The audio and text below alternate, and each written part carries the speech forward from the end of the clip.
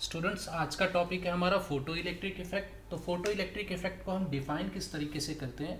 The ejection of electron from a metal surface is instant when a light of a particular frequency or particular wavelength is incident on it। तो सबसे पहली बात तो ये होता है कि इंस्टेंट एमिशन ऑफ इलेक्ट्रॉन्स होता है फ्रॉम मेटल सरफेस। अगर कोई एक पर्टिकुलर फ्रीक्वेंसी और पर्टिकुलर वेवलेंथ की अगर हम लाइट उसके ऊपर मेटल सरफेस के ऊपर डालते हैं, तो पर्टिकुलर फ्रीक्वेंसी और पर्टिकुलर वेवलेंथ का मतलब ये होता है कि अगर हम डिफरेंट मेटल्स की बात कर रहे हैं तो ये जो फ्रीक्वेंसी और वेवलेंथ होगी ये डिफरेंट होगी। तो यहाँ पे हमें समझना क्या है कि अगर हमने यहाँ पे एक सेटअप बना रखा है, ये हमारे पास मेटल सरफेस है और यहाँ पे डिटेक्टर है, तो हम यहाँ से बीम ऑफ लाइट डाल रहे हैं, लेकिन इसको कंट्रोल किस तरीके से कर रहे हैं? हमारे पास दो चीज़ें हैं, जो कि एक इंटेंसिटी है। अगर हम इंटेंसिटी को राइट साइड को मूव करेंगे तो इंटेंसिटी बढ़ती जाएगी, अगर हम लेफ्ट साइड को मूव करेंगे तो इंटेंसिटी कम होती जाएगी। दूसरी चीज़ हमने यहाँ पे फ्रीक्वेंसी लिखी है। तो फ्रीक्वेंसी का मतलब क्या है कि रेड कलर की फ्रीक्वेंसी बहुत कम होती है एज़ कम्पेरेटिव टू वायलेट। तो अगर हम इस तरफ को मूव करेंगे, रेड की तरफ को मूव करेंगे, तो हम एनर्जी को कम कर रहे हैं, मतलब फ्रीक्वेंसी को कम कर रहे हैं। और अगर हम अल्ट्रा वायलेट की तरफ को बढ़ रहे हैं तो इसका मतलब हम क्या कर रहे हैं कि एनर्जी को इंक्रीज कर रहे हैं, क्योंकि फ्रीक्वेंसी को हम बढ़ा रहे हैं। और प्लैंक्स क्वांटम थ्योरी क्या कह रही थी कि energy is directly proportional to frequency of a quantum. तो अब देखते हैं कि फोटो इलेक्ट्रिक इफेक्ट होता कैसे है। सबसे पहले क्या होता है कि हम इसके अंदर दो चीज़ों को याद रखेंगे कि यहाँ पे हमें फ्रीक्वेंसी जो है that is denoting colour related with colour. तो हमारे पास जो इंटेंसिटी है वो किस चीज़ के साथ है? इंटेंसिटी जो हम लिख रहे हैं वो किसके साथ रिलेटेड है? That is related with brightness of light. तो ये ब्राइटनेस को डिनोट करेगी।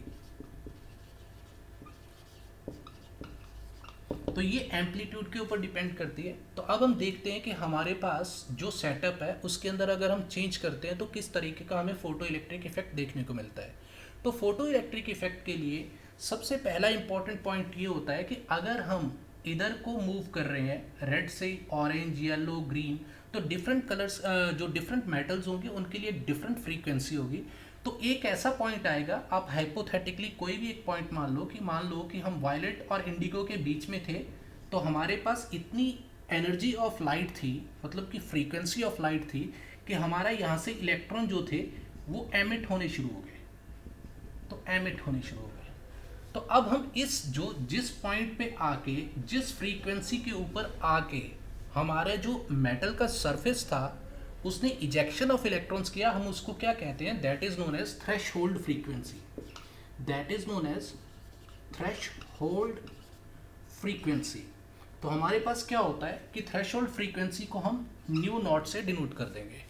तो हमारे पास पहला पॉइंट तो ये है कि इससे अगर हम कम एनर्जी को रखेंगे, मतलब फ्रीक्वेंसी को कम रखेंगे, तो हमारे पास मेटल से इलेक्ट्रॉन की इजेक्शन नहीं होगी। दूसरा पॉइंट जो फोटो इलेक्ट्रिक इफेक्ट के अंदर इंपॉर्टेंट है वो क्या होता है कि अगर देखो कि हम फ्रीक्वेंसी को बढ़ाते जाते हैं, क्योंकि आगे हमें दो ग्राफ स्टडी करने होंगे, तो अगर हम फ्रीक्वेंसी को इस तरफ को और एनर्जी को बढ़ा देंगे तो हमारा क्या, इलेक्ट्रॉन्स ज़्यादा निकलने शुरू हो जाएंगे, यहाँ से ज़्यादा इमिट होंगे? तो नहीं, ऐसा नहीं होगा। इलेक्ट्रॉन्स अगर हम इससे फ्रीक्वेंसी को बढ़ाते हैं, मतलब कि एनर्जी को इंक्रीज करते हैं, तो हमारे पास होगा क्या कि अगर हम अल्ट्रा वायलेट पे भी ले आएंगे तो इस मेटल के अंदर ejection of number of electrons तो उतने ही रहेंगे, लेकिन उनके अंदर क्या होगा कि अगर हम फ्रीक्वेंसी से, जो थ्रेशहोल्ड फ्रीक्वेंसी है, अगर हम उससे इंक्रीज कर देते हैं एनर्जी को, मतलब फ्रीक्वेंसी को इंक्रीज कर देते हैं, तो हमारे पास जो काइनेटिक एनर्जी होगी ऑफ इलेक्ट्रॉन वो इंक्रीज कर जाएगी। तो पॉइंट ये बहुत इंपॉर्टेंट है कि अगर हम थ्रेशहोल्ड फ्रीक्वेंसी से इंक्रीज भी कर देंगे, अगर अल्ट्रा वायलेट पे भी पहुंच जाएंगे, तो इस मेटल के अंदर हमें चेंज किस में देखने को मिलेगा? नंबर ऑफ इलेक्ट्रॉन्स के अंदर देखने को चेंज नहीं मिलेगा। नंबर ऑफ इलेक्ट्रॉन्स के अंदर चेंज नहीं देखने को मिलेगा। चेंज कहाँ पे देखने को मिलेगा कि ये जो इलेक्ट्रॉन्स एमिट हो रहे थे इनके अंदर वो काइनेटिक एनर्जी इंक्रीज हो जाएगी। तो जैसे ही हम इंटेंसिटी को इंक्रीज करेंगे, मान लो कि हम राइट साइड को मूव करते हैं तो इंटेंसिटी बढ़ जाती है, तो अगर हम इंटेंसिटी को इंक्रीज करेंगे तब जाके हमारे पास नंबर ऑफ इलेक्ट्रॉन्स जो होंगे इंक्रीज होंगे। तो इसका मतलब क्या निकलता है कि काइनेटिक एनर्जी जो है वो डायरेक्टली प्रोपोर्शनल है फ्रीक्वेंसी के साथ, लेकिन इंटेंसिटी से इंडिपेंडेंट है। इंटेंसिटी क्या कर रही है कि नंबर ऑफ इलेक्ट्रॉन्स को ही इंक्रीज कर रही है। इसको हम फर्दर स्टडी करते हैं। और तो अगर हम इंटेंसिटी को इंक्रीज करेंगे तो ऊपर देख लेते हैं, if we increase the intensity, अगर हम इंटेंसिटी को इंक्रीज करते हैं तो नंबर ऑफ इलेक्ट्रॉन्स जो होंगे वो इंक्रीज कर जाएंगे। तो इसका मतलब हमारा जो फोटो इलेक्ट्रिक इफेक्ट था वो दो चीज़ों पे डिपेंड करता था, एक तो फ्रीक्वेंसी के ऊपर, और सबसे इम्पॉर्टेंट पॉइंट था कि वो थ्रेशहोल्ड फ्रीक्वेंसी पे डिपेंड करता था, क्योंकि उससे आप अगर कम फ्रीक्वेंसी रखोगे तो हमारे यहाँ से इलेक्ट्रॉन मेटल सरफेस से इलेक्ट्रॉन की एमिशन नहीं होगी।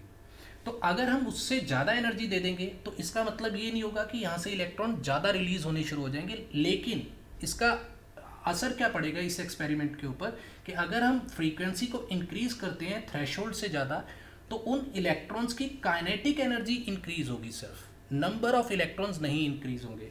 लेकिन अगर हम इंटेंसिटी को इंक्रीज करते हैं तो हमारे पास अब काइनेटिक एनर्जी से इंडिपेंडेंट है इंटेंसिटी। तो अगर हम इसको इंक्रीज कर देते हैं, इंटेंसिटी मतलब ब्राइटनेस, तो आप इंटेंसिटी को किस तरीके से समझ सकते हो।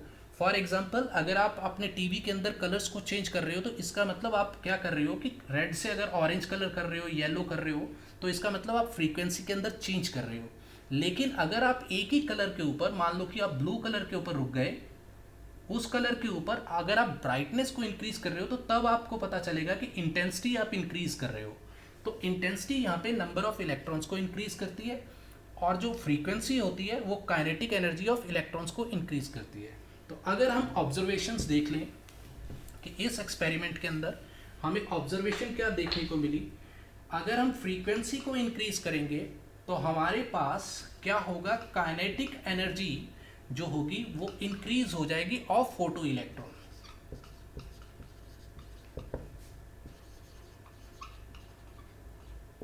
तो हमारे पास जो भी इलेक्ट्रॉन यहां से एमिट हो रहा है, अगर हम फ्रीक्वेंसी को इंक्रीज करेंगे तो उसका मतलब क्या निकलेगा कि उस इलेक्ट्रॉन की काइनेटिक एनर्जी इंक्रीज होगी। लेकिन अगर हम इंटेंसिटी को इंक्रीज करते हैं तो हमारे पास क्या होगा, more number of electrons are ejected. तो इस चीज से हमें ये पता चलता है कि अगर हम इसके ग्राफ्स को देखें तो ग्राफ्स को देखने में अगर हम दो ग्राफ बना लेते हैं तो एक तरफ हम रखते हैं काइनेटिक एनर्जी को ऑफ इलेक्ट्रॉन, तो यहाँ पे जो भी चीज़ होगी वो एमिटेड इलेक्ट्रॉन की, जो इलेक्ट्रॉन्स एमिट हो रहे हैं उनके बारे में हम बात कर रहे हैं। और यहाँ अगर हम फ्रीक्वेंसी रख लेते हैं, फ्रीक्वेंसी ऑफ लाइट रख लेते हैं, तो हमारे पास क्या देखने को मिलेगा कि पहले तो वो जैसे हम फ्रीक्वेंसी को बढ़ाएंगे तो कोई इलेक्ट्रॉन इंक्रीज नहीं होगा, उसके बाद क्या होगा, सडन एक लेवल आएगा जिसको हम न्यू नॉट कहेंगे, विच इज थ्रेशहोल्ड फ्रीक्वेंसी। तो थ्रेशहोल्ड फ्रीक्वेंसी से ये बाद में बढ़ने शुरू हो जाएंगे। तो हमें इस तरीके से देखो, आप फ्रीक्वेंसी को इस एक्सेस में इंक्रीज कर रहे हो और काइनेटिक एनर्जी भी आपको इंक्रीज देखने को मिल रही है। लेकिन अगर आप इंटेंसिटी के अगेंस्ट ग्राफ को बनाते हो काइनेटिक एनर्जी के साथ, तो देखो आप इंटेंसिटी को जैसे ही इंक्रीज करोगे, ब्राइटनेस को आप जैसे इंक्रीज करोगे, तो आपको काइनेटिक एनर्जी के अंदर कोई चेंज देखने को नहीं मिलेगा। यही फोटो इलेक्ट्रिक इफेक्ट जो था उसका इंपॉर्टेंट पॉइंट था। तो अगर हम इसको देख लें कि किस तरीके से प्लैंक्स क्वांटम थ्योरी ने जैसे एक्सप्लेन किया था फोटो इलेक्ट्रिक इफेक्ट को, तो उसके अंदर आप देखोगे कि प्लैंक्स क्वांटम थ्योरी क्या थी, energy is directly proportional to frequency of a quantum, means कि E is directly proportional to frequency of a quantum, तो E is equal to H nu. तो अगर हम देखें कि इस थ्योरी को मतलब कि हम अपने फोटो इलेक्ट्रिक इफेक्ट के अंदर पुट करते हैं, तो हमारे पास H new is equal to H new not plus kinetic energy, इस तरीके का फॉर्मूला बनता है। क्योंकि अगर हम एनर्जी को इंक्रीज कर रहे हैं तो ये फॉर्मूला क्यों बना बच्चे, अगर हम काइनेटिक एनर्जी को इंक्रीज कर रहे हैं मतलब फ्रीक्वेंसी को इंक्रीज कर रहे हैं, तो इसका मतलब क्या हो रहा है कि हम सीधा सीधा एनर्जी को इंक्रीज कर रहे हैं। तो एनर्जी एक टाइम पे तो हमारे पास जैसे हम एनर्जी को इंक्रीज करेंगे तो हमारे पास एक टाइम पे थ्रेशोल्ड एनर्जी आ जाएगी जिसके अंदर थ्रेशोल्ड फ्रीक्वेंसी होगी, जिससे फोटो इलेक्ट्रिक इफेक्ट आपके सामने प्रोड्यूस होगा। लेकिन जैसे ही आप एनर्जी को और इंक्रीज करोगे तो एनर्जी मतलब कि फ्रीक्वेंसी को इंक्रीज करने के बाद हमारे पास नंबर ऑफ इलेक्ट्रॉन्स के अंदर चेंज नहीं आएगा, हमारे अंदर क्या आएगा, मतलब कि इस एक्सपेरिमेंट के अंदर काइनेटिक एनर्जी ऑफ इलेक्ट्रॉन जो होगी वो इंक्रीज होगी। तो यहाँ पे इसी तरीके से हम एक्सप्लेन करते हैं, जिसके अंदर ये एच न्यू नॉट जो होता है इसको हम वर्क फंक्शन कह देते हैं। ये हर मेटल के लिए वर्क फंक्शन कह देते हैं। ये हर इलेक्ट्रॉन के हर मेटल के लिए डिफरेंट होता है। यहाँ पे हम लिख भी सकते हैं different metals have different value of psi। तो यही था फोटो इलेक्ट्रिक इफेक्ट। तो एक